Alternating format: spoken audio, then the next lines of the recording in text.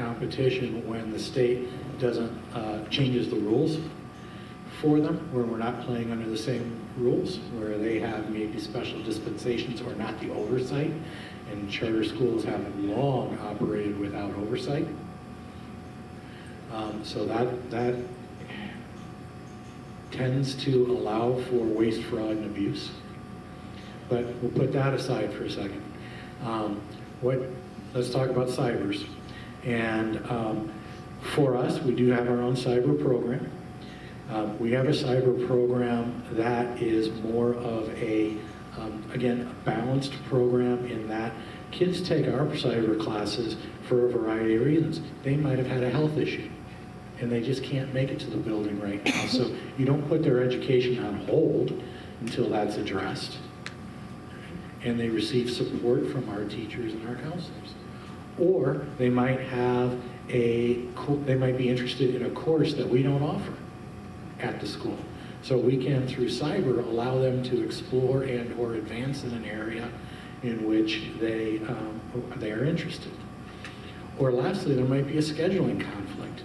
They just can't fit it in the way the master schedule fits. But within all of those, there's an educational purpose for that that speaks to the interest and or particular situation for the student. And it all comes with support right there in the building. Monitoring and support of people that know that student, know them personally, might know their families because they're a Lewisburg student, and so forth. I'm going to use the phrase that I really want you to start using. Instead of cyber schools, please start using the word for-profit schools. That's what these are. These are for-profit schools. Dan mentioned it. They don't have a roof to replace every however many years. They're not transporting the kids. They're not serving them meals. They're all of the things that come along with operating a school district. And yet they receive the exact same amount of money per student. So where's all that extra money going to? If we can operate our cyber programs for half the cost of what the for-profits are doing, where's that money going? Please keep asking that question of your legislators. That gets me fired up. All right?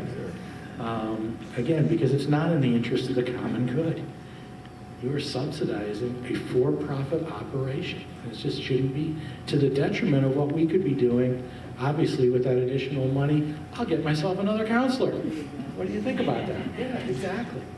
So they are for-profit schools. And then the other piece to this is look at the achievement differences. Look at the achievement differences on Keystones and on PSSAs for your local schools and the cyber schools. We are half the cost and twice as effective. I'll leave it at that.